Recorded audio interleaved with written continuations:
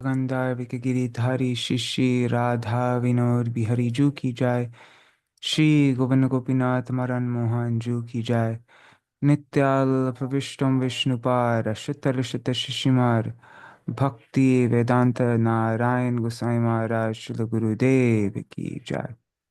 नित्याल प्रविष्टम विष्णुपार अष्टोत्तर शत शिशिमार भक्ति वेदांत स्वामी महाराज श्रील प्रभुपाद की जय।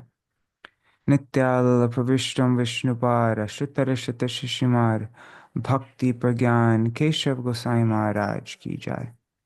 नित्याल प्रविष्टम विष्णुपार अष्टोत्तर शत शिशिमार भक्ति प्रज्ञान केशव गोसाई महाराज की जय।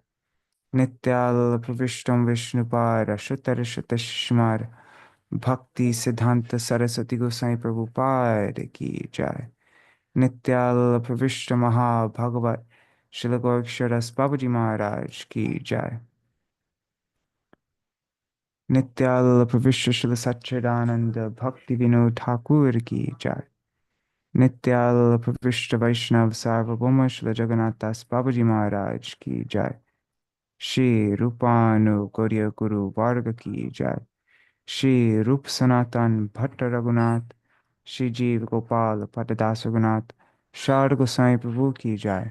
श्री स्वरूप दामोदर राय रामानंदारी श्री गौर पार्षद वृंद की जय। नाम जय श्री हरिदास ठाकुर की जय। प्रेम से कहो श्री कृष्ण चैतन्य प्रभु नित्यानंद श्री अद्वैत गदाधर शिवासरी गौर भक्त वृंद की जय।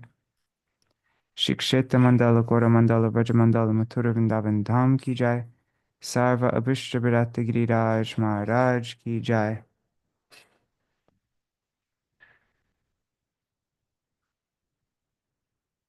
श्री राधा कुंद श्याम कुंद की जय। श्री मुनि देवी गंग देवी की जय। श्री तुलसी महारानी वृंद देवी की जय। श्री भक्ति देवी की जय। श्री पूर्णमासी योगमाया की जय। श्री गोपेश्वर महादेव की जय। जय श्री हरि नाम संकीर्तन की जय। अनंत कोटि वैष्णव वृंद की जय। Shri Nitai Gaur Premanande Hari Hari Bol. Is this working? Can't even tell if this is, uh, not even sure if you can hear me. Let's see what is going on. Hey, it hasn't gone live. Sorry.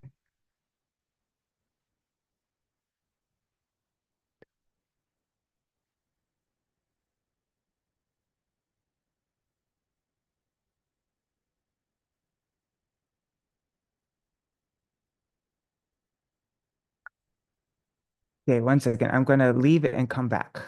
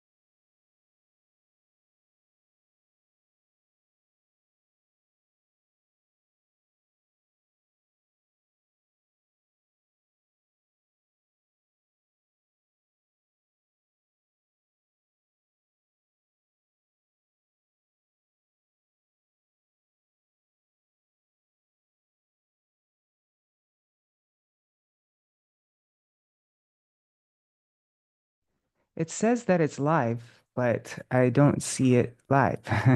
Like I just tested it out. Um, okay, We I'm can gonna hear just. you and see you. You can see me on YouTube though? No, it's frozen on my, for some reason, on my name. Um, you came in and Oh. out. Now I think you're coming back. Ah, There you are. now I see I'm live on YouTube. Okay. Yes, you are. Sorry about that, everybody. Let me just make sure that I have the right link in the WhatsApp group.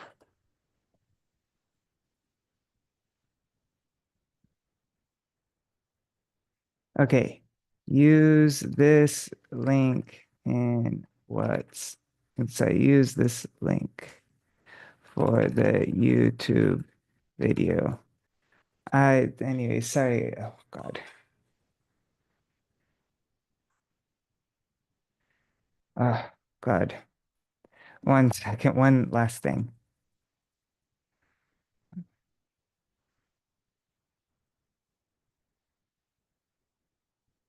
God, this is so strange. Everything went wrong today.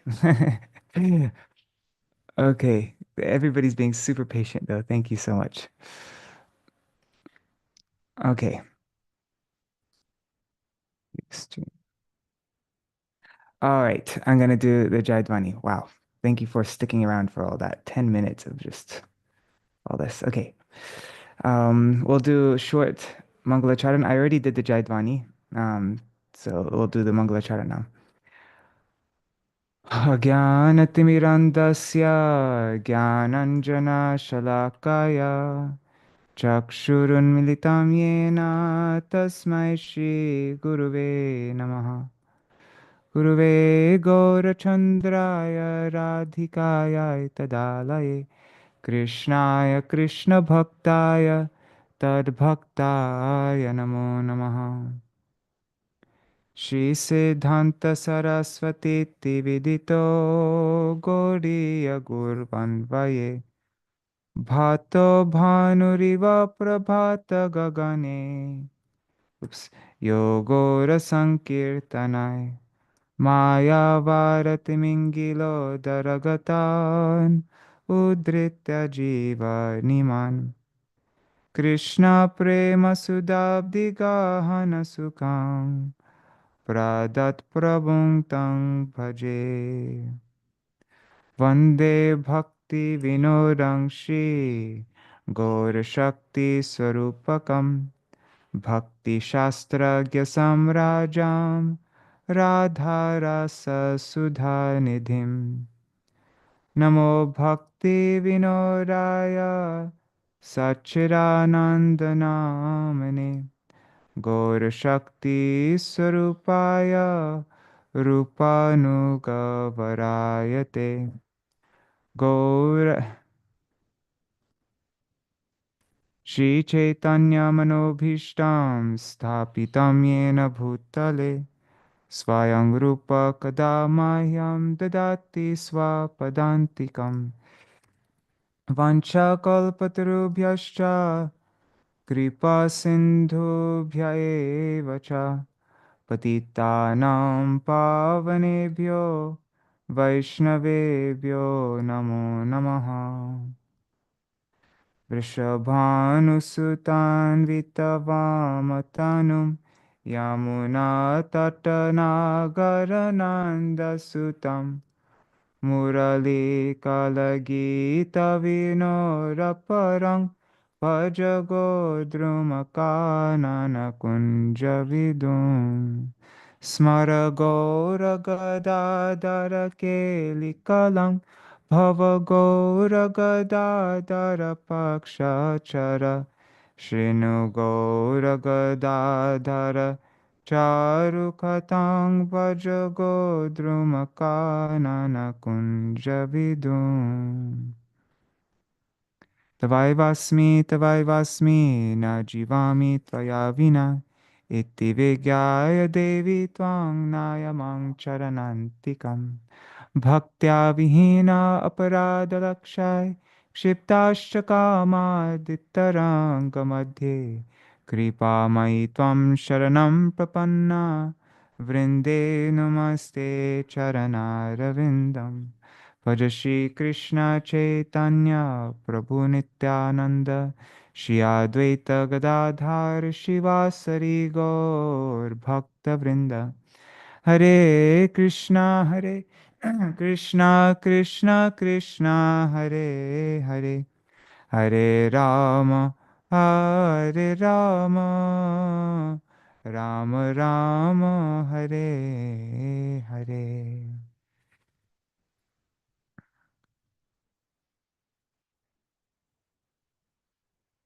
Hare Krishna, Dandavat Pranams, dear devotees, Ndri Hari Prabhu, Bhavatarani Mataji, Archana Mataji, Ashray Tattva Prabhu, Nitai Mukeshji, and um, I see Ganga Mataji, Rohini Nandan Prabhu.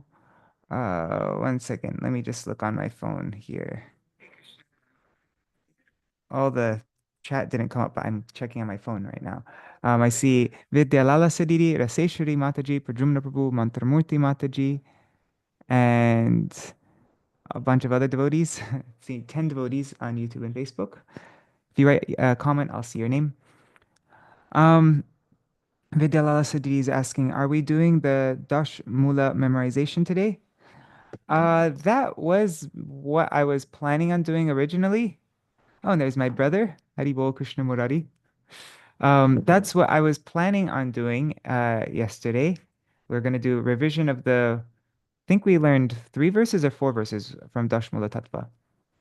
But I last minute changed my mind just because I wanted to, I just didn't feel ready to do it. My mind wasn't prepared.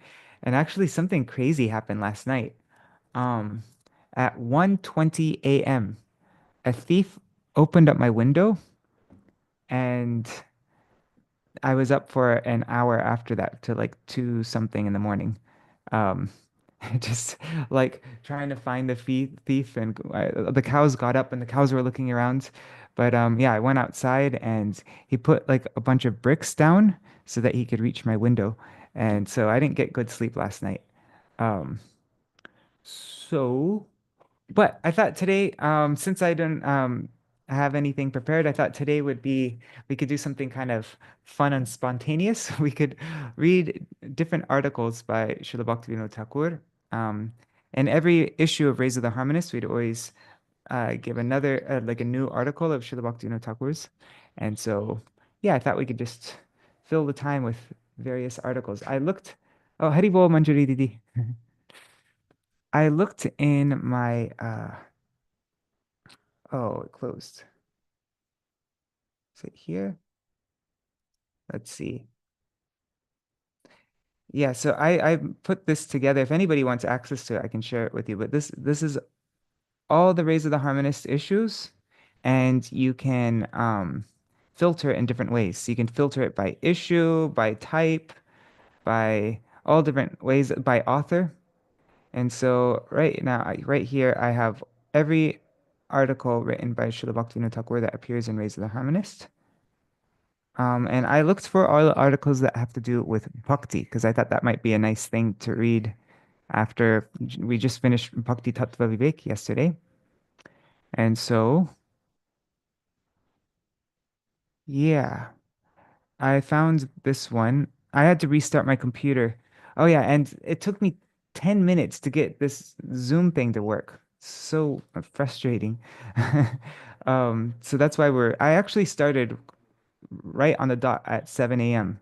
But then everything wasn't working, and so um, I had to restart my computer and do a bunch of different things because the mic wasn't working, and yeah.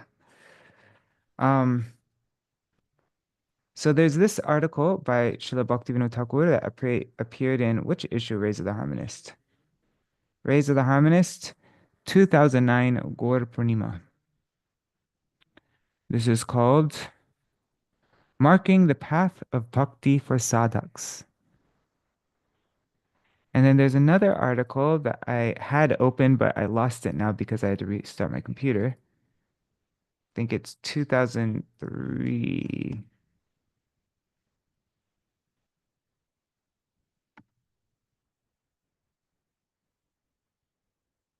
Anyways, we'll find it after.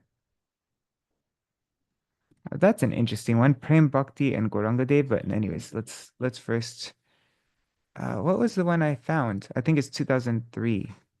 No, 2003 Gaur Purnima. Yeah, this is it. I found it. Sargun and Bhakti. So these are similar topics to what we read in Bhakti Tattva Vivek. At first, I thought this was a Bhakti Tattva Vivek, like I thought this was from Bhakti Tattva Vivek, but I compared it just now and I noticed that it's a bit different. So this is Sargun and Bhakti. So good qualities and devotion. Remember when we were going through the chapter 3, we're going through the attributes of Bhakti. And the first two natural attributes of Bhakti that manifest is Kleshagni and Shubhada. So this article by Śrīla Bhaktivinoda Ṭhākura is on the topic of Shubhada. So I thought we can read this first. Maybe we should read this one first, marking the path of. Oh yeah, and I looked, and this was published as a separate article in Śrīla Bhaktivinoda Ṭhākura's Prabandhavali, but it's pretty much the same thing which we read in chapter 2. At the end of chapter 2, it mentioned there's a section called Offenses to Bhakti Devi. And so this was that. Maybe let's read this one first because this is in the order of how it appeared in Bhakti Tattva Vivek. So yeah, okay. We perform bhakti in many ways. We accept mantra from a guru belonging to an authorized sampradaya. Every day we mark our bodies with the 12 tilak markings and perform archan of Sri Krishna. We observe Akadashi, chant and remember the holy name according to our capability, and take darshan of holy places like Sri Vrindavan. However, when it comes to avoiding offenses to Bhakti Devi, we lack prudence. This is our great misfortune. And this is a completely different translation of the same thing. So when it comes to avoiding offenses to Bhakti Devi, we lack prudence. This is our great misfortune. Sriman Mahaprabhu instructed all the devotees about the symptoms of offensive behavior toward Bhakti Devi by describing the activities of Mukunda Datta. This description is found in Sri Chaitanya Bhagavat, Madhya Khanda 10, 185, 188, 190, 192, these verses. Kone dante trinaloy, kone jati mare, o khada jatiya beta na dekhibe more. Sometimes Mukunda is a perfect figure of humility, approaching me holding a straw in his teeth. But the next moment, he comes to strike me with an iron rod. I cannot bear to see that pretentious wretch. Prabhu bole, O beta, jokhon jatha jai, she mata katha kohi, tathai mishai. Sri Chaitanya Mahaprabhu continued, wherever that spineless rascal goes, he simply agrees with all of the philosophical views of whoever he is with, and comfortably mixes with those people. Vashishta paraye jabe advaiter sange, bhakti joge nache gai, trinakori dante. When he reads Yoga Vashishta in the company of impersonalists, he favors the impersonal Mayavad philosophy. But at other times, when he is among Vaishnavas, he rejects the Mayavad doctrine and tries to exhibit symptoms of bhakti by singing and dancing with perfect humility. Anya sampradaye giya jokhon sambhai, nahi mane bhakti jati maraye sadai. And again, in the company of any other sampradaya, he rejects the eternality of bhakti and invariably condemns the bhaktas with aggressive words. Bhakti stane uhar hoilo aparad, eteke uhar hoilo darshana badha. One who claims that the processes such as karma, jnana, and yoga are equal to bhakti, are even superior to it, are no better than one who strikes me with an iron rod. Such a person commits a serious offense at the feet of Bhakti Devi. Since the bhaktas of Bhagavan never extends their association to such offenders, I cannot agree to even see his face. Sri Mukunda Datta is an eternal associate of Bhagavan, so these words spoken about him by Sri Chaitanya Mahaprabhu are indeed mysterious. However, the heart of Mahaprabhu is infinitely deep and grave, so we should understand that his intention in speaking this way is to give a vital instruction. This is the instruction he's giving. Performing the limbs of bhakti merely by accepting diksha will not bring pleasure to Sri Krishna. One can only attain his favor if one has one-pointed faith in Ananya Bhakti. Ananya Bhakti. The word Ananya literally means without another. So Ananya Bhakti indicates devotional service to Sri Bhagavan unalloyed by any other doctrine. Exclusive devotion to Bhagavan. So only devotion to Bhagavan and devotion to only Bhagavan. I think it could be used both ways.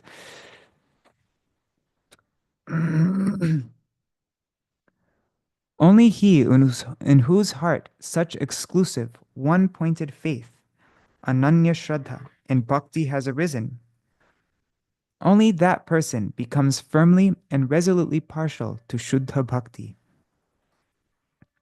Such a person does not visit places where discussions on Shuddha Bhakti do not take place, but he situates himself with great relish in any place where the subject of Shuddha Bhakti is being discussed.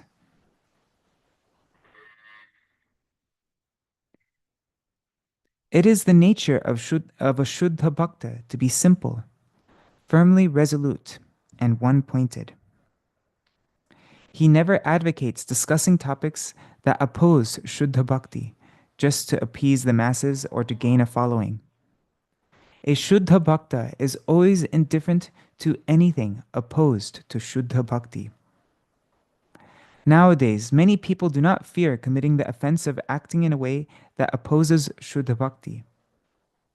At the mere sight of a bhakta, tears may manifest in their eyes and horripilation on their bodies. And during a discussion about Bhagavan, they may nearly faint. They may even support spiritual doctrines while among spiritual assemblies. Yet later on, they become so absorbed in sense objects that they act as though utterly intoxicated by the prospect of obtaining them. O readers, what is the determination, what is the nishta of such people? Our appraisal is this: merely to obtain fame and recognition, pratishta, these people pretentiously exhibit some symptoms of devotional sentiment in front of the bhaktas. Sometimes their motivation is greed for such pratishta, and sometimes it is their greed for material comforts, facilities, and sense objects. To achieve these ends, such people behave in these diverse ways. Sadly, such people teach this behavior to the world, and thus they not only make offenses to Shuddha Bhakti, but they also clear the way for the total destruction of everyone on earth. O readers, let us become careful and act in such a way that we never make any offense to Bhakti Devi. First, let us take a vow to perform Shuddha Bhakti by remaining completely indifferent to anything that is opposed to it. We will never speak nor act in opposition to Bhakti just to fulfill someone's expectations. We will maintain simplicity in every action. We will maintain simplicity in every action, and we will not allow our behavior to contradict the disposition of our heart.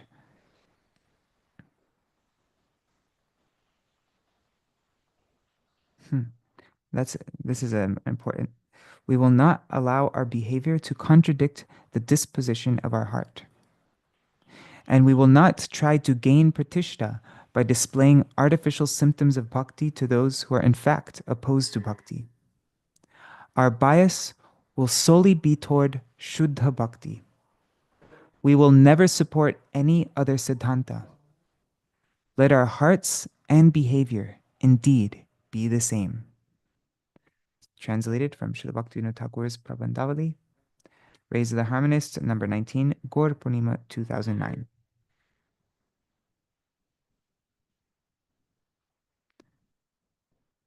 Let our hearts and behavior indeed be the same. Okay, so that was marking the path of bhakti for sadhaks.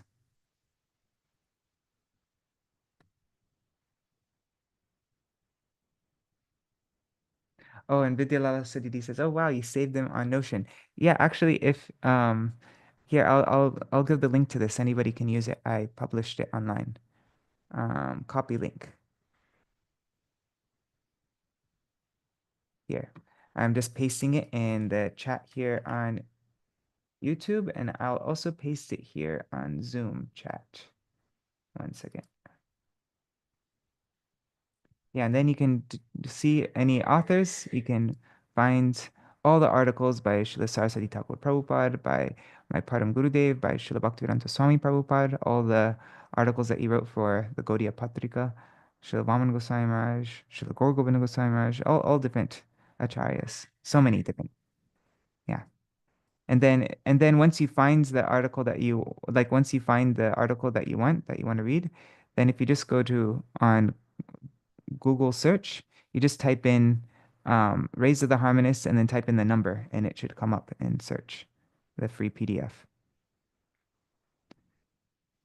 And that's how I found these articles. So now we'll read Sargun and what was it? Sargun and Shuddha Bhakti, I think. Anyways, something like that. So, how many types of auspiciousness are there? In the book Shri Hari Bhakti Rasamrita Sindhu, it's interesting he added Hari to it instead of just Bhakti Rasamrita Sindhu. He said Shri Hari Bhakti Rasamrita Sindhu. Auspiciousness, Shubha Dattva. Auspiciousness has been described as one of the 6 glories of bhakti. Right? First was Kleshagni, then Shubhada, then Mokshalakutta Sadulabha, Sandarananda Visheshatma, and Shri Krishna Karshini. So number 2 was Shubhada.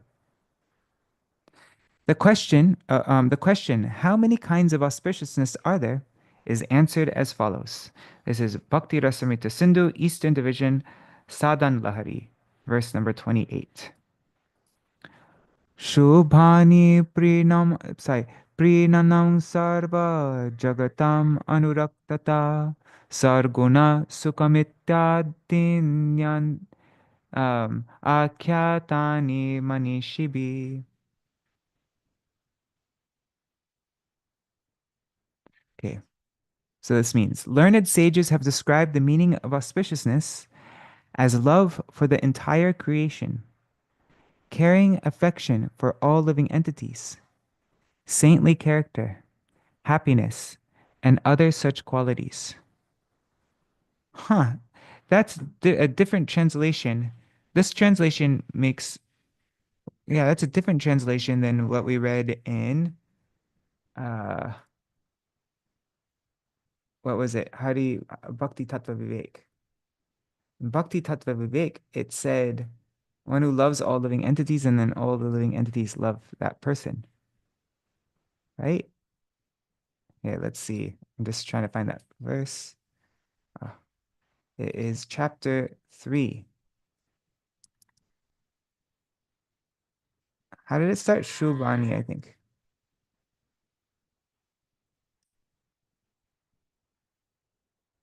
Anyways, sorry, I'm wasting time.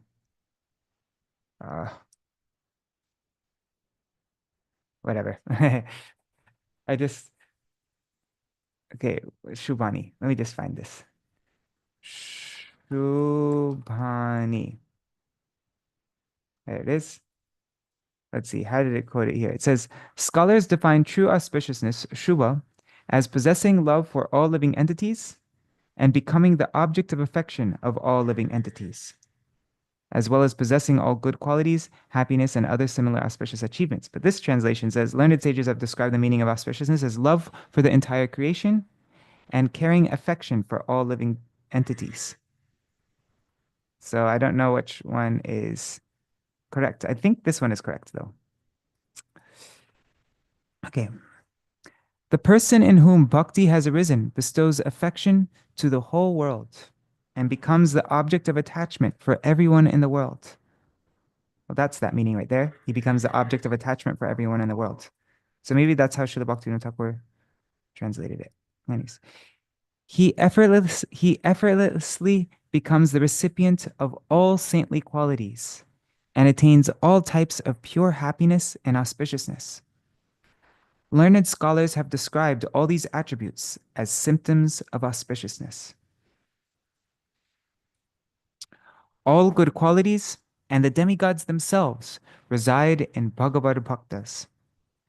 The following words of the Bhagavad describe that devotee who possesses all good qualities. This very famous verse, Yasyasti bhaktir bhagavatta kinchana sarvar gunaistatra samasate sura harav abhaktasya kuto maharguna manoratena satidhavato bahi.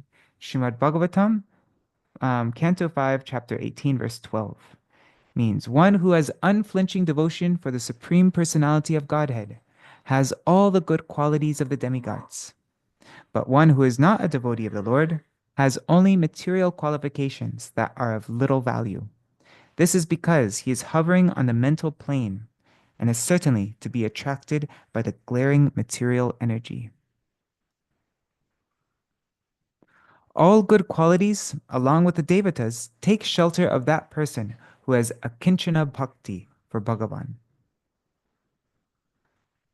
How can all good qualities appear in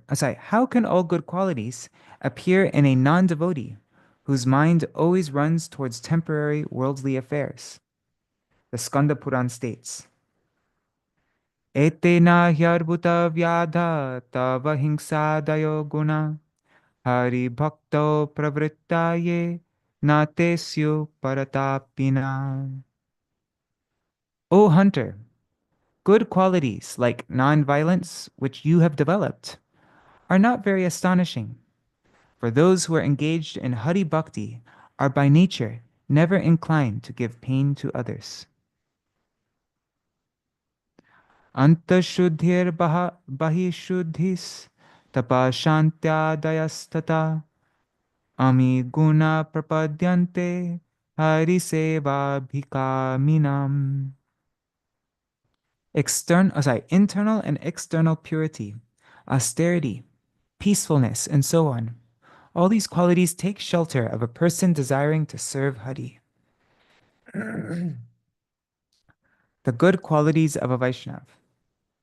A list of good qualities have been compiled in Sri Chaitanya Charitamrita.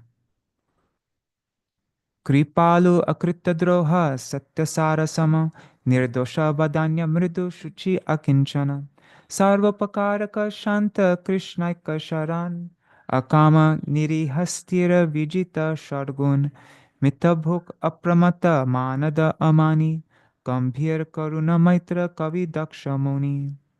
That's Chaitanya Charitamrita Madhya Lila, chapter 22, verses 78 to 80. Devotees are always merciful, humble, truthful, equal to all, faultless, magnanimous, mild, and clean. They are without material possessions, and they perform welfare work for everyone.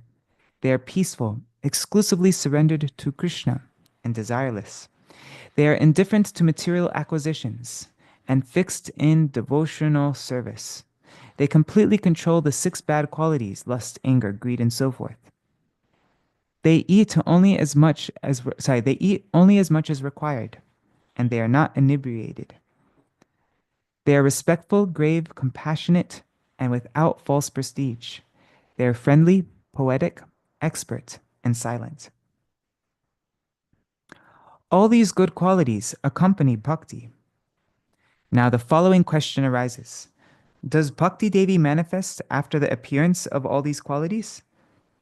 Or do all these good qualities take shelter of the bhakta in whom bhakti appears?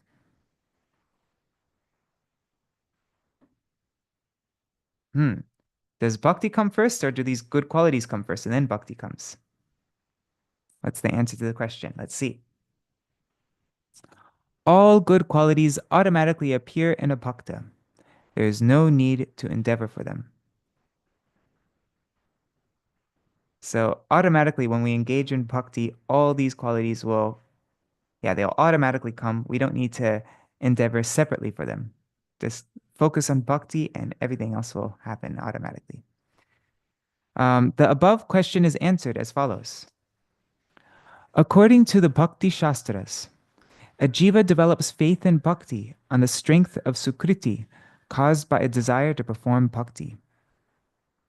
On attaining faith in bhakti, the jiva takes shelter at the feet of a sadhu and engages in bhajan. Immediately before engaging in bhajan, many anarthas, meaning those things that are opposed to good qualities, remain in him. By the strength of bhakti and sadhu sangha, all anarthas effortlessly melt away while performing bhajan, and in their place, all good qualities naturally arise.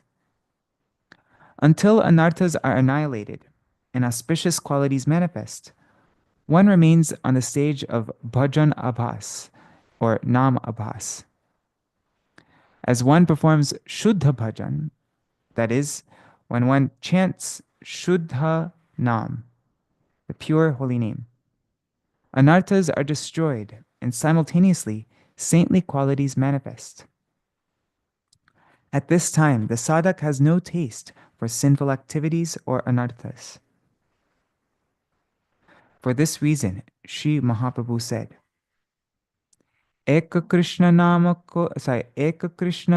Kore Sarva Papa Koi Nava Vidha Bhakti Purna Nama Hoite Hoy. Sri Chaitanya Charitamrita Madhya Lila, chapter 15, verse 107. Simply by chanting the holy name of Krishna once, a person is relieved from all the reactions of a sinful life. One can complete the 9 processes of devotional service simply by chanting the holy name.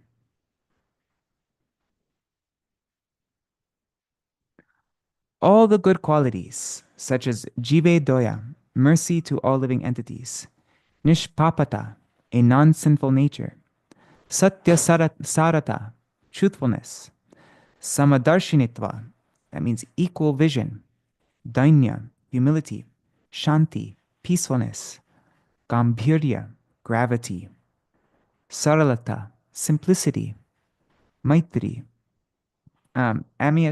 amiability, dakshata, expertise, asat katai, audasinya, indifference to mundane talk, pavitrata, purity, tucha kama tyag, the renunciation of useless work, and many others. All these qualities naturally arise along with the appearance of Krishna Bhakti. It is not for the bhakta to attempt to attain other qualities separately from performing bhajan. The cultivation of Shuddha Bhakti is indeed sufficient to achieve this. By cultivating Shuddha Bhakti, anarthas are quickly destroyed and auspicious qualities are quickly awakened.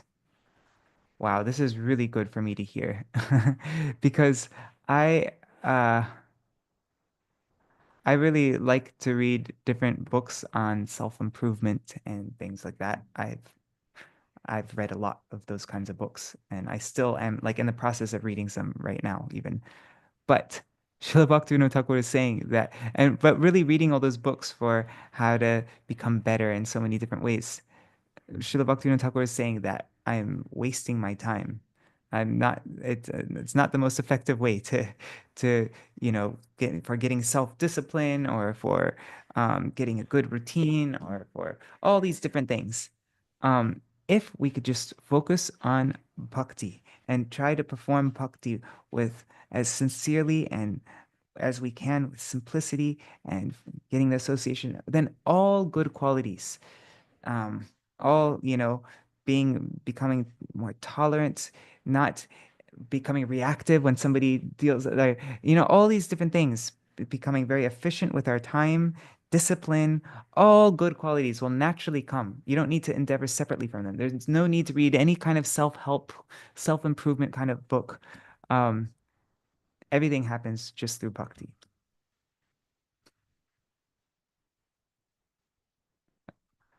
I'm probably still not going to stop reading those books yet, but just yeah, but this is at least I'm understanding the yeah, I mean, hopefully I will. Because yeah. So the appearance of good qualities is possible only by taking sadhu sangha, not by following the path of yoga and morality. To cultivate the traditional practices of yoga, such as yama, niyama, pratyahara, and so on, is troublesome. And success, which only comes after a long period of practice, is checked by unwanted obstructions. Sorry, one second. As long as the jiva does not develop faith leading to bhakti, known as bhakti unmukhi shraddha, the determination to develop these qualities of the yoga path remains in him.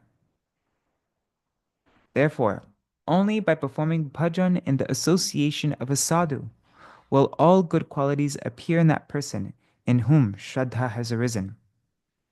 Auspicious qualities are cultivated on the paths of yoga and morality, but a bhakta does not need to separately cultivate them. Persons on other paths may attain all good qualities, but in the absence of bhakti, these qualities are like many ornaments on an ugly lady, and they can never actually be beautiful. On the other hand, if, by the mercy of a sadhu, they fortunately gain bhakti unmukhi shraddha, they will undoubtedly perform sadhan immediately to achieve uttama bhakti. The instruction to accept the shelter of Krishna bhakti and sadhu sangha. O brothers who are filled with good qualities, do not waste your time uselessly. Please make your life and dharma successful by taking shelter of the lotus feet of a devotee. This is the highest fruit of whatever auspicious qualities you have attained. It is incorrect to think that just by accumulating auspicious qualities, one will get bhakti. Auspicious qualities will automatically appear in a person who has bhakti. One may have all auspicious qualities other than having taken one pointed shelter of Krishna, Krishnaika Sharan. But until he develops faith in bhakti, he will not attain bhakti. Without possessing Krishna bhakti, even auspicious qualities are not glorious. You should know that the life of a jiva who is endowed with all auspicious qualities, but bereft of Krishna bhakti, is useless. This is translated from Sri Gaudiya Patrika, Year 1, Issue 8. Wow. That was an amazing article. Very helpful for me, especially.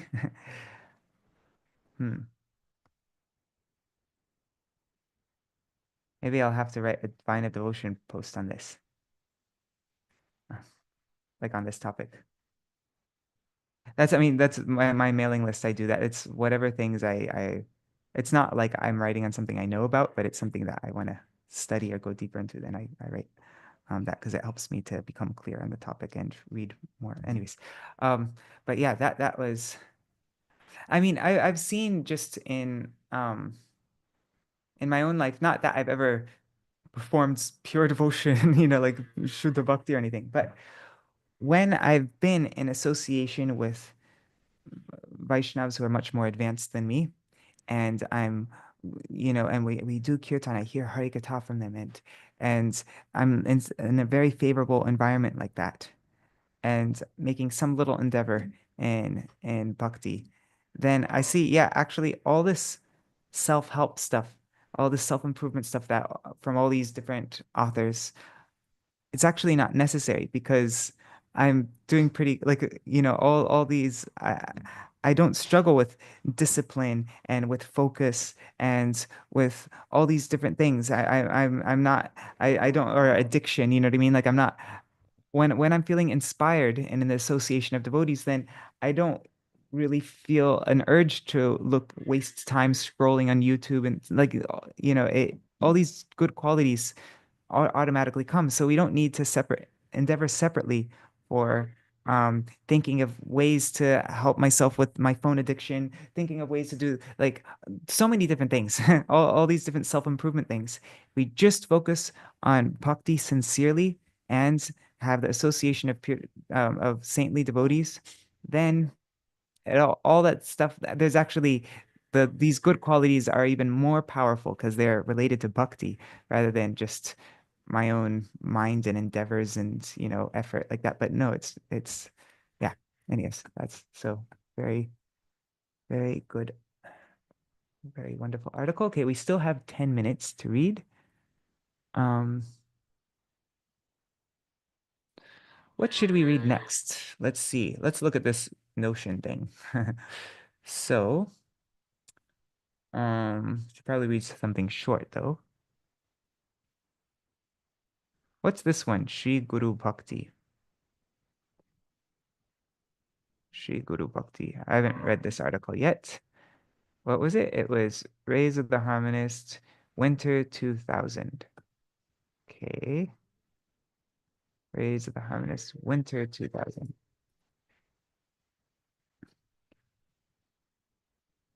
And you see this folder I have with all these Rays of the Harmonist PDFs?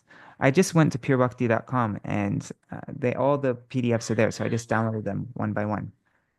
And so you can do that too if you like. Okay, Guru Bhakti. Yeah, this one doesn't seem too long. I think we can finish it soon. So,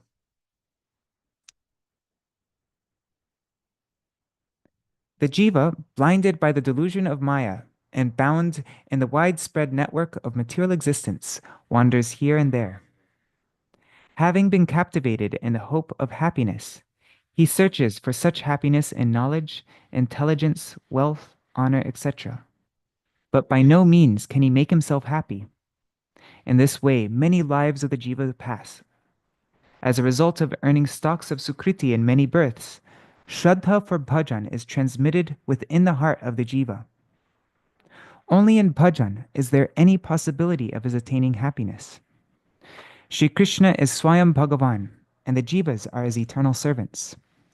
Shraddha is the very strong and determined faith that, by performing bhakti unto Shri Krishna, all the sufferings of the jiva are dispelled, and he becomes situated in Krishna Dasya, his constitutional position.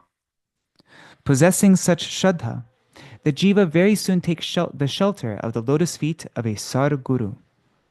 Then, by virtue of Sri Guru's grace alone, he attains all types of perfection. The boundlessly merciful Vaishnavas are the supreme friends of the fallen jivas in this world. Knowing the jivas to be averse to Krishna, they preach bhakti tattva to them. Developing Shraddha, developing faith in bhakti tattva, the jivas take shelter of a Vaishnav's lotus feet. As Sri Guru, he now instructs them on Bhagavad Bhajan. When the disciple exhibits suitable qualification, having developed singleness in purpose and expertise in bhajan, Sri Guru bestows his mercy upon him by granting the power to view the storehouse of transcendence, Sri Krishna. Such is the endless mercy of the Vaishnavas.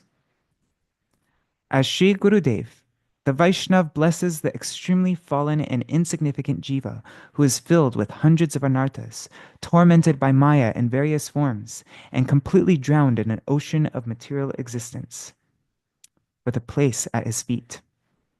He himself accepts the burden of this jiva's life, which presently is devoid of bhajan. That Sri Guru accepts the burden of this jiva's life, which is devoid of bhajan. By the example of his own supremely pure character and strong bhajan, Sri Guru captivates that jiva, and transmits potency into the jiva's heart. The disciple imbibes this strength and gradually moves forward along the path of bhajan. There is, indeed, no extent to the unlimited mercy of such a guru.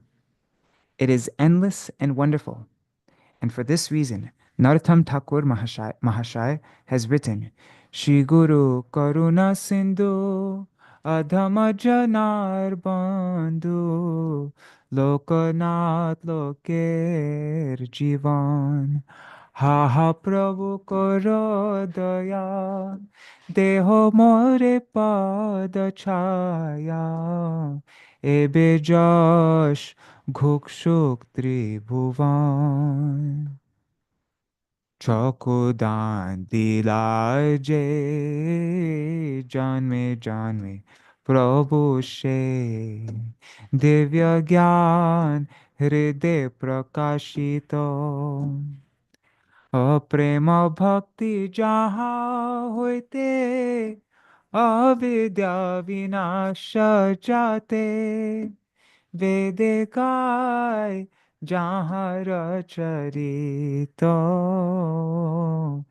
বেদে গায় যাহার চরিত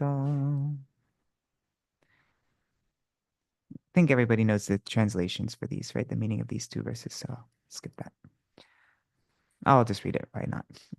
So Gurudev is an ocean of mercy, the friend of the fallen, the life and soul of everyone. O Master, be merciful. O Gurudev, give me the shade of your lotus feet. Your fame is spread all over the three worlds. He gives me the gift of transcendental vision and enlightens my heart with divine knowledge. He is my master, birth after birth. From him emanates Prem Bhakti, by which ignorance is destroyed.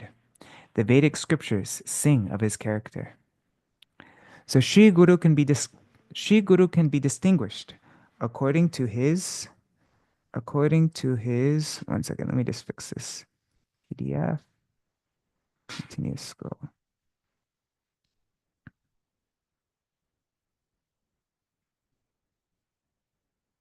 Okay, so Sri Guru can be distinguished according to his two functions, as Diksha Guru and Shiksha Guru.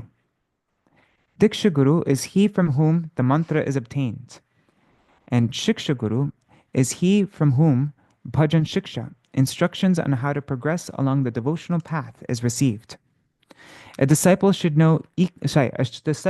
show equal respect to both, to the Diksha Guru and the Shiksha Guru, and he should understand that both are the manifestation of Krishna's Shakti. If he maintains a different opinion towards them, the disciple will be an offender. In Sri Chaitanya Charitamrita Adi Lila, chapter 1, verses 44 to 45, and also verse 47, it is said, Yadyapi Amar Guru Chaitanya Das, Tathapi Janiye Ami, Tahar Prakash, Guru Krishna Rupahan, Shastrer Pramane, Guru Rupe Krishna Kripa Koren Bhaktagane. Shiksha Guru Keta Jani Krishner Swarup, Antaryami Bhakta Shrestha E Dui Rup. I don't know why they keep on giving the translations as footnotes. Anyhow, let's see.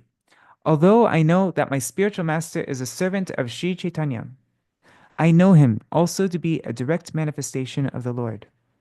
According to the deliberate opinion of all revealed scriptures, the spiritual master is none different from Krishna, who, in the form of the spiritual master, delivers his devotees. One should know the instructing spiritual master to be the personality of Krishna, who manifests himself as a supersoul and as his greatest devotee. So this is saying, yeah. So the Diksha Guru is Krishna Rup, and the Shiksha Guru is Krishna Swarup. I don't 100% understand the subtle difference between those though. Okay, Krishna Rup and Krishna Swarup. Okay. To consider Gurudev to be directly the Supreme Personality of Godhead is an offensive mentality, because such an idea leads to the conception of the jiva's oneness with Ishvar, like that of a Mayavadi. However, if one performs bhakti with the understanding that Sri Guru is the special manifestation of Sri Bhagavan himself, or his Shakti, then there will be no fault.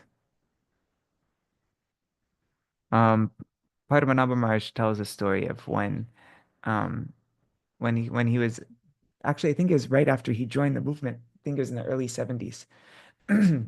A group of 3 sannyasis of Srila Prabhupada's, started worshipping Srila Prabhupada as Krishna himself. And Srila Prabhupada was so upset.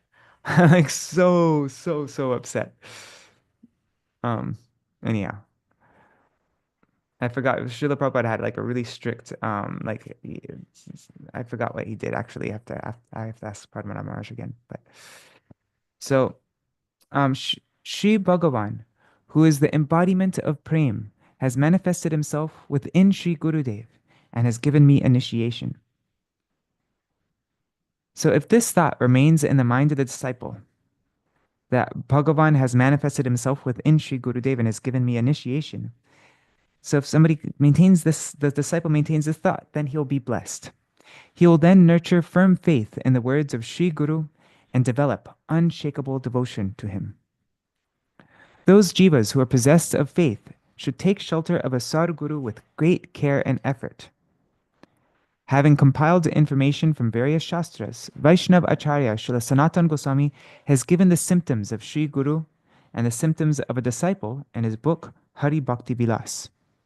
The purport of all such words of Shastra is that one who has a strong character stemming from bhakti, who is a Vishuddha Bhakta, a supremely pure devotee, and the best among the Bhagavats, is alone the Guru of the Jivas. And only that disciple who is free from sins, who is pure-hearted and submissive, is fit to receive instruction. If this advice is ignored, surely anarthas will appear on the path of devotion. Sriman Mahaprabhu has said in his own words, Jai Krishna Tattvaveta Shai Guru Hoy. And also, Guru Jata Bhakti Shunya Tatta Shishyagan.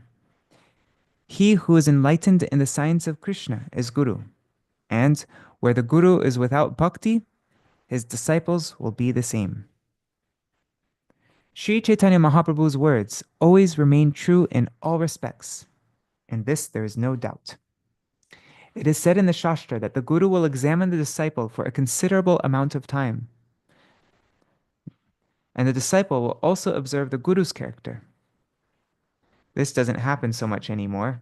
It's an unfortunate thing. But yeah, no, the Guru will examine the disciple for a considerable amount of time, not just the first time he meets the disciple and you're initiated.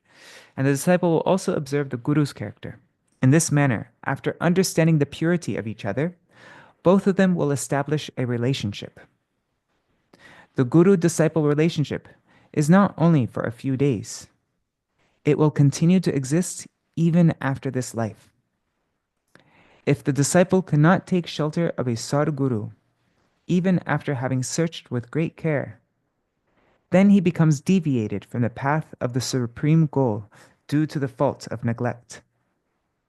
If the Guru is unfit, the disciple, having abandoned him, should accept a Sadguru. If the disciple is fallen, and Sri Guru is unable to reform him, he can give him up. Wow, another thing that says this. We've read this now 3 times. Śrīla Bhaktivinoda Ṭhākura says, if a disciple is fallen and Sri Guru is unable to reform him, he can give him up. It is appropriate for the disciple to follow with determined faith whatever instruction is given to him by Sri Gurudev. If the disciple fails to do so, and hears different instructions from various people due to the fault of unnecessary hinderings, he will be unable to do bhajan. If it appears that Sri Guru has given an order contrary to Shastra, then with a simple heart, the disciple should express himself at the feet of Sri Guru, and then reconcile it with the words of Shastra. However, if one does not carry out Sri Gurudev's directions with special care and firmness, the disciple by no means can attain his mercy. Wow, that's a very amazing instruction. If it appears that Guru has given an order contrary to Shastra, then the disciple shouldn't just keep it quiet to himself. No, he should bring it to Sri Guru. The disciple should express himself at the feet of Guru and then reconcile it with the words of Shastra. Shouldn't just harbor doubts and like that. Should be completely honest and open, no fear in front of Sri Guru like that.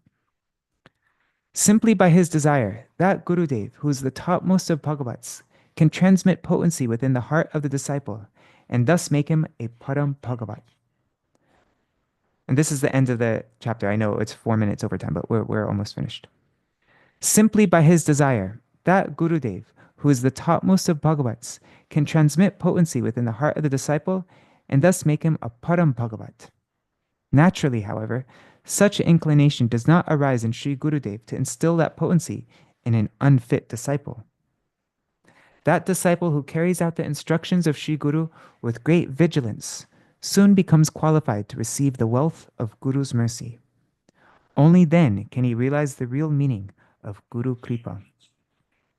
As long as anarthas remain in the process of bhajan, the disciple should continue to move forward on the path of bhajan as instructed by Sri Gurudev, prudently following the laws and prohibitions of Shastra.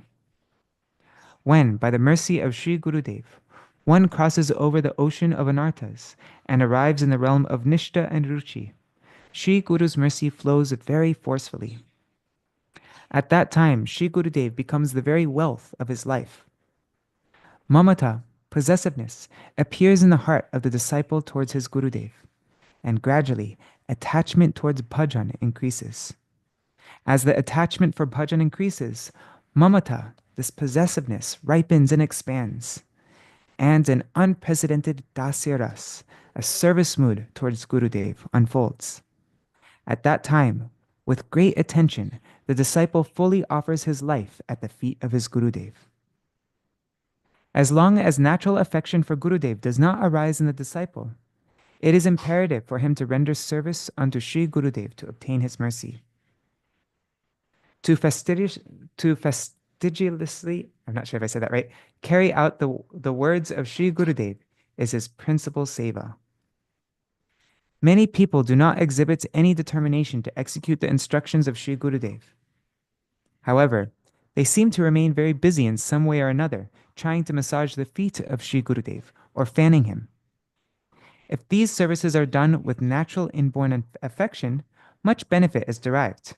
However, if the disciple retains some insincerity within the heart, which manifests as a hope that, by this type of seva, I will become dear to Sri Gurudev, then it will not be at all helpful for him. One cannot become dear to Gurudev in that way. It is the carrying out of the order of Gurudev that confers great satisfaction for the disciple. Massaging his feet and fanning him are surely not bad. The result of that type of service is that one develops the strength to follow the instructions of Sri Guru, and by that alone one obtains his mercy. Self-satisfaction is ultimately achieved as a result of the seva, which is performed with natural, innate priti, or affection. Translated from Sri Gaudiya Patrika.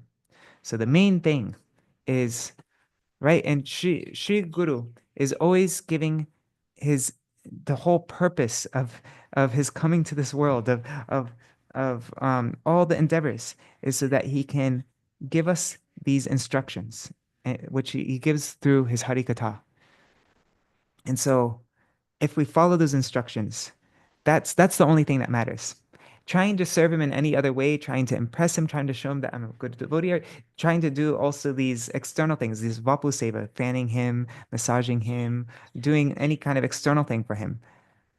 The only reason we do that is so that we can get enthusiastic, is so that we can develop some affection for him, so that we try even more to follow his instructions that he's giving through his Harikatha. But always the main thing is the instructions in the Harikatha.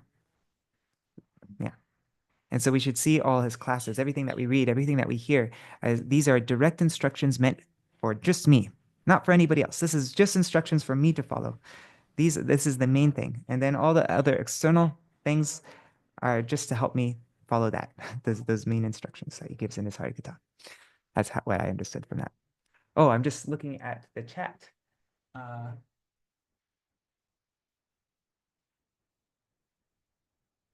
And I'm seeing Braja Mataji, she's saying, I was mentioning, what's the difference between Rup and Swarup, right? Because it says that Diksha Guru is the Rup and the Shiksha Guru is the Swarup.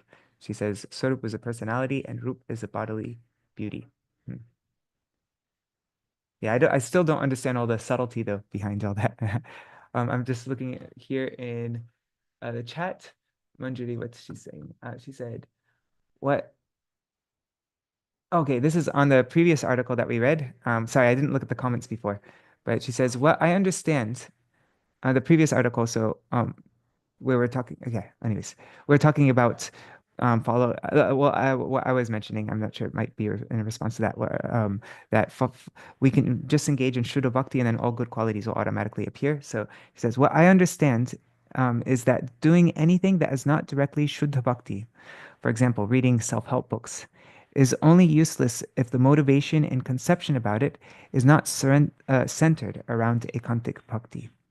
If ekantic bhakti is the center, then any activity, for example, learning how to use a new computer program, or learning painting, or other skills, etc., can be favorable or helpful. Yes, that's a very important point. That's like yukta vairagya, right? We want to use everything in Krishna service. I think there's a fine line there though. Like it's very true. Um, yeah, but we also have to be so careful. Like, yeah, it's easy to say that I'm using these self-help books in Krishna service, and so now I'm going to just read lots of self-help books because it's for Krishna service, you know. But at the same time, lots of times it's not necessary because all those things that are given in the self-help books will be even achieved more powerfully through just focusing on bhakti, like the ability to focus and things like that. But uh, I think both things are there. It's like it's how far you go in the direction of like just because see that my problem is that I have I like reading these self-improvement things too much. And so I think like those instructions that Srila Bhaktivinoda Thakur mentioned in that article were directly for like I feel is directly for me because it's something that I need to work on, like focusing more on the main thing, and then all those things that I'm striving to achieve, will happen automatically. Because I remember when I was first in Keshivji Gaudiya Math in like 2007. That's when I started staying there permanently. And I was like all these things that I'm trying to develop now through that I'm learning in these self-help books. I was I was pretty focused. I was very disciplined. I didn't have any like these addictions and stuff like that. Like all the things that I'm struggling with now, I didn't struggle with back then because I was feeling genuinely inspired. And I was with, really nice devotees and everything was, and so I didn't, there was like, for me at that time, there would have been no use for me to read any of those books. It wouldn't have helped me at all. But now because I'm not as inspired as I used to be and all that, now I'm like turning towards these books. But really, if I could just become inspired like I was back then I wouldn't need them. That's my thoughts. Um, but like Manjari is saying that, but it also doesn't mean that anything that's not directly Shastra can't be helpful in our service to Krishna. And so there has to be a balance, right? Um, yeah, Manjari, yeah, Haribol, excuse me, I'm pretty sick, so it's hard to speak. I wanted to say that there's this famous darshan where Srila Gurudev, he asks the devotees, they're discussing Shuddha Bhakti, discussing Raganuga Bhakti, and Gurudev says, if you're cold and you go get a blanket to wrap around you, is it bhakti or not? And nobody could really answer fully. And so Gurudev started to explain Shuddha Bhakti and Raganuga Bhakti. And the point is, it's not the action itself. He said, it's if you have dedicated your life to serving Sri Guru and you're ekantic, fully Sharanagat, then whatever you do, putting the blanket because it's cold, or maintaining the body for that matter. He didn't say this, but I'm just giving an example. Brushing your teeth, maintaining the body, some exercise, taking medicine, or working your job at maintaining your family members, like that all can be part of Shuddha Bhakti if that internal Sharanagati is there. So this is the example, and I always remembered that. If you're cold and you put a blanket, is it Bhakti or not? Very simple example that Gurudev gave to understand this point. So like you said, it is a fine line, and ultimately that's what it means to be a sadhak, is to discover, to refine our understanding of what our true level is, where we're really at, and make decisions that focus on the essence, which is surrendering to Sri Guru completely to Guru and Krishna, Atmanivedan, full Sharanagati, and then, learning a new computer program or, whatever, self-help, because you automatically would only be doing something that you need to in the course of that seva, and then it's nothing separate. So excuse me, I'm struggling so much with this sickness, but beautiful point, and you reminded me of that darshan. So thank you. It's a really nice darshan. And what I'm thinking, like what I got from what you just said is that we always have to be examining ourselves and acting according to what level we're at in an appropriate way. Like, because like in one, it's in the Prabandavali book. Gurudev talks about at the time during Śrīla Bhaktivinoda Saraswati Thakur Prabhupada, how he said that during Śrīla Saraswati Thakur Prabhupada's time, you wouldn't see socks on the feet of any Vaishnava or wearing sweaters like we do now. And he said now we do things a little like, but at that time things were so much more strict and they're so much more austere. And but at the same time, we have to, it's always we always have to see if we try to become too renounced artificially, then that's also that's not going to be helpful. And yeah, we want to take good care of our bodies so that we can use it in service. We don't, and like if we try to be too renounced and then we don't wear a shawl in the wintertime because we're trying to be renounced and then we get sick, like what good was that? And so yeah, I guess it's always just it's always good to constantly be reassessing ourselves and trying to make little progress, but doing it, yeah, appropriately, like where I'm at, and yeah, just that constant reflection, and then naturally, once you like the examples like that with Raghunath Das Goswami also, or no, it's Sanatan Goswami, right, with the shawl, right? He was that Sanatan Goswami? Yeah, I think so. Um, that was like the last thing that he had was this shawl that was given to him by one of his family members. And then Yes, when he Prabhu. gave that, right? Archana Mataji, could you Yes, tell that? that's Sanatan Goswami. His Yes. brother-in-law gave him the shawl, Oh, and then Mahaprabhu was eyeing that shawl, and then he understood, and then he exchanged it at the ghat for a rag. yes. Yes. And we see an example of Sanatan Goswami. First, he would accept the money from his um, father and uncle, and he would use that money in Vaishnav Seva. But then, in a very appropriate, natural way, once his like internally his renunciation developed more, then he even stopped accepting any money from his father, family members, even for Vaishnav Seva. He stopped that even, but he did it all at the appropriate times. In the beginning, he wasn't like this money that came to him. He's like, no, I'm not going to accept it. No, he's like, I'll use it in Vaishnav Seva. But then at a higher level, then we always have to be acting according to um, our level. Yeah. Can I And tell a little story? yes. Okay. This is Vrindavan 1976, the beginning of it. And Srila Prabhupada was there at the temple and we were engaged in puja. And but one morning everything was late, nobody was there, everybody was sick. And Prabhupada said, what's going on?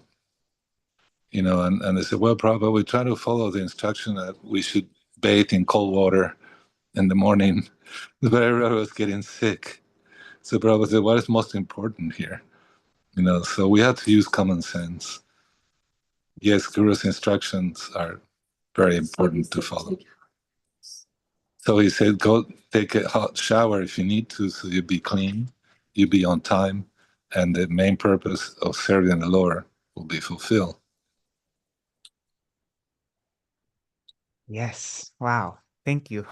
I remember on Bengal Prachar with went on Bengal Prachar with Tirtha Maharaj, and there was a meeting. They were discussing all these things about the I don't know, just like official things, the parikrama, blah blah blah. And then all of a sudden in the meeting, they I forgot who it was, but they turned to Damodar, and Damodar was the pujari, and he said, in the morning time, don't take a full bath, even though he was a pujari. But he said, don't take a full bath because it was winter and it was cold. And he's like, because then if you get sick, then who will be able to continue on the Thakurji seva? So he would just take like a partial bath, but not like a full bath.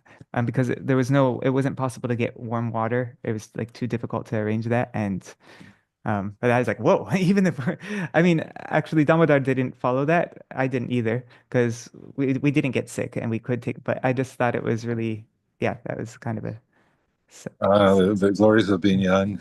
In Mayapur, when we got there, it was so austere, and the bathroom wasn't as big. They couldn't, contain all the amount of brahmacharis who were there trying to take a bath. So I found a pump, manual, pump, water pump, and we used to just get under it, and with the right hand or left hand, if you're left-handed, pump the water pump and take bath that way, and there we went. But sometimes the pump water is not as so cold, like it's a little bit warm. That's why we were able to do that. It wasn't like freezing cold water, and the winter isn't like way too intense in Bengal, so it was still manageable. But yeah, it wasn't like freezing water at all. That's why we were able to do it. But we were in Mayapur. We're doing that. Yeah. All right, so it's now 8:20. It's a bit overtime. I think maybe that we can unless there's any more points that anybody wants to mention, but I'm also just thinking really quick for tomorrow. There are two options of things that we could read. One was I was thinking of reading Shikshashtakam, and the other is this book called, somebody suggested it on Facebook and I checked it out. It's called Shri Krishna Bhajanamrita by Narahari Sarkar Thakur, and Śrīla Bhaktivinoda Ṭhākura writes a commentary on that. And it looked very interesting. A lot about the guru-disciple relationship, and it's interesting. And so, and it's not way too long. That was 10,000 words. I put it all together. So, or maybe we can give ourselves a little bit more time and we could do like what we did today. We could just read random articles of Śrīla Bhaktivinoda Ṭhākura. This is kind of fun. I like doing, so I'm not sure, maybe we could do that one more day, just reading various articles. Yeah. Ashray Tatavu, were you about to say something? Yeah, Prabhu, is it Nrihari? Is he a disciple of Srila Prabhupada? Does he know that was Prabhupada, how he responded to those three disciples who were preaching that? I'm going to tell you. Yes, it's Want to trouble. Interrupt anything. One of them was Brahmananda. We want to name names, but Brahmananda wrote his biographical work, and actually he didn't mind. And this is when they were completely new devotees, so they're innocent. You know what I mean? It wasn't any not right only complete new devotees; they were sannyasis already. They're sannyasis, but I mean, it was still like they were still only devotees for like a few years, right? Yeah. That's but they were considered like, wow, senior that joined at that time. And this is 72, or like that. And so, Prabhupada asked him to leave. Actually, Bhagavan Prabhu went and spoke to them to leave. And so there they were, the three of them. I think one of them was Vishnu Jan, Brahmananda, and who was the Gargamuni was? Kirtananda, was it? I think it's Subal. I think it was Subal. Brahmananda and so endearing. What Brahmananda tells the story, and And then, so, but it was kind of like the story, it reminded me of the story of when, Guru sometimes, it seems to be chastising, but it's actually sending devotees to go preach. So that's all they knew. So they went out on the road, and they were sleeping under trees. They were sleeping under trees. They were like Massachusetts. But they were in Maine, and they were but they realized very quickly that how important the mercy of Guru is, and, Yes. and how to really understand this the tattva, the subtle tattva. But yeah, Prabhupada was very upset, and he threw him out. But I'm trying. Do you remember what Trini how they came back? After a while, of course, so they were accepted back, and everything was corrected. On the street, they had to go out on the street. I think they were in New Vrindavan, and they had to leave there and hitchhike and find their way to whatever they were going to. And so they were wandering like sannyasis, true sannyasis, no address, just sleeping under. And I think Padmanabha Maharaj now, from then, he was around. I think he was in New Vrindavan too. It was a festival in 72. Yeah, I think it was soon after he joined. Then this whole thing happened, if I remember correctly, when he was telling about that. But yeah. I was in the Los Angeles temple at the time. Trini says she was in Los Angeles temple, but. Yeah, but quickly, there was correction there by Guru, and their time was spent actually doing preaching and leaving us. Effectively, it was a benediction curse, like Maharaj Muni does. Right. Benediction curse. Right. And I spoke to someone some time ago who was there at the time. He said it was a festival. I can't remember if it was a Vyasa Puja Janmashtami festival. But the whole mood of the festival, once they started giving classes, got really heavy, and everybody was very confused and bewildered because they told them that Śrīla Prabhupada went away and he wasn't coming back because they weren't understanding who he actually was, and that's why Prabhupada's left. And everybody was getting very depressed. Oh yes. So sending them away was protecting the devotees, the other devotees, but at the same time. Putting them in a situation where they had to fully depend upon Krishna because they had been cut off from the movement. Yes. And they benefited from it. What a more powerful way to teach, the appropriate way to have a relationship with Shri Guru, the appropriate way to worship Shri Gurudev, right? And I'm sure that just after something so devastating like that, then they really took up this okay, we need to understand Guru Tattva and really and that's the most important thing, right? In the beginning is we have to understand Guru Tattva completely thoroughly, and so. And Brahmananda Prabhu too told us we knew him well, and actually was the first devotee that Bhatrini got a BTG from in 1969. Yeah. In San Francisco. It was Brahmananda who ran up the hill just to give her this BTG, but she only had 3 cents, and so he took the magazine back and gave her a card, and she gave her 3 cents. But invited her to a Sunday feast. But he actually said to me, "We humbly request that you chant these holy names of God. Hare Krishna, Krishna Krishna, Hare Hare, Hare Rama, Rama Rama, Hare Hare, and your life will be sublime." Let's stay with her. Very nice. Yeah. I did, and it is. So he was telling us that by then too, in the early 70s, there was some familiarity, and like Prabhupada said, familiarity breeds contempt, and so that had to be corrected too. Brahmananda said that actually some of the books were not even giving Prabhupada correct titles. just, Swami, Bhaktivedanta, just like that. And A lot of people don't Prabhupada know was in Swami it. was his name. And a lot of people didn't know until, actually it was Guru Srila Narayan Maharaj Gurudev that pointed out that actually Swami is a name for sannyasi. So everybody thought, oh, that's, a Swami. He's a Swami, Bhaktivedanta Swami. But yes, Brahmananda Prabhu was saying that also was corrected. And Srila Prabhupada came to Los Angeles around that time when that had happened. And he was giving very strong classes. And at that time, he said that Kirtananda, no one was pure, but Kirtananda was somewhat pure. So that started the cult worshiping of Kirtananda. But Oh, interesting. That's Right. how yes, we take instructions and, they But might be like another taken reaction in Prabhupada gave. on the proper light. Yeah, another Yes. reaction Prabhupada gave to them saying that he was God and sending them out and then allowing them back is right after that he gave sannyas to many of his disciples. Satsvarup,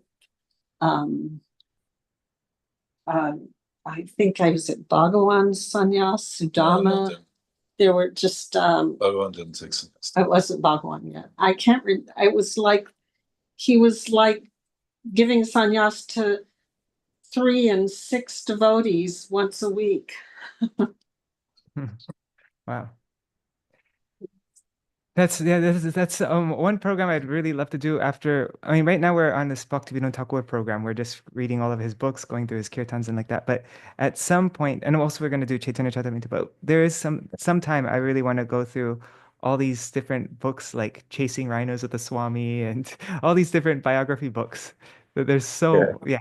And also here, and then you could also be able to share all your stories that come along in those time periods. Also, that would be a really nice thing to do sometime in the future.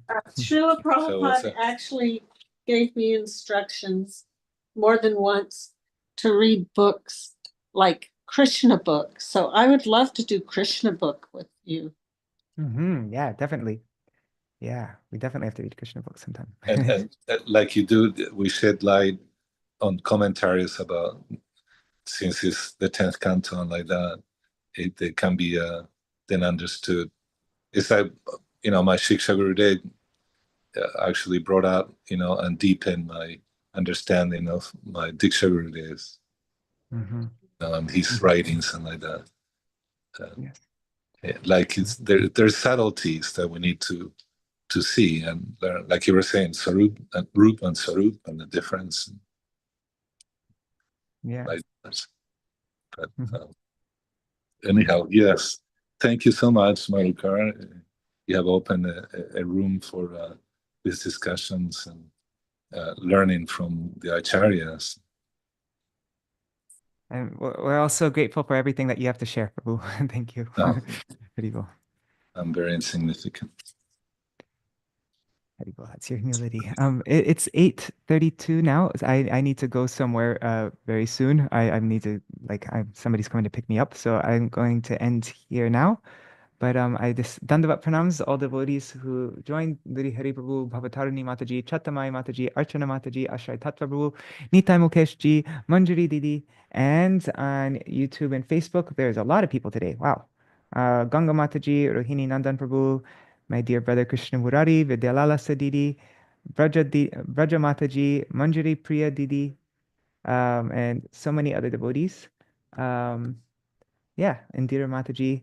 And I don't see, there's 11 devotees on YouTube and Facebook. Dandavat pranams. Thank you so much for joining. And I guess tomorrow maybe we'll just do the same thing. Read more articles by Śrīla Bhaktivinoda Ṭhākura, and we'll figure out our next program, which I think might be Krishna Bhajanamrita because it's short, and then maybe Shikshashtakam with Śrīla Bhaktivinoda Ṭhākura's commentary. There's someone, what is it called? Samodan Pashya. All right, Haribol. We pray to Lord Nrsimhadev for your safety. And about no thieves around. Yeah. Oh yeah, the thieves. Yeah, my God. Yeah. That was scary last night. Wow. Yeah. All right.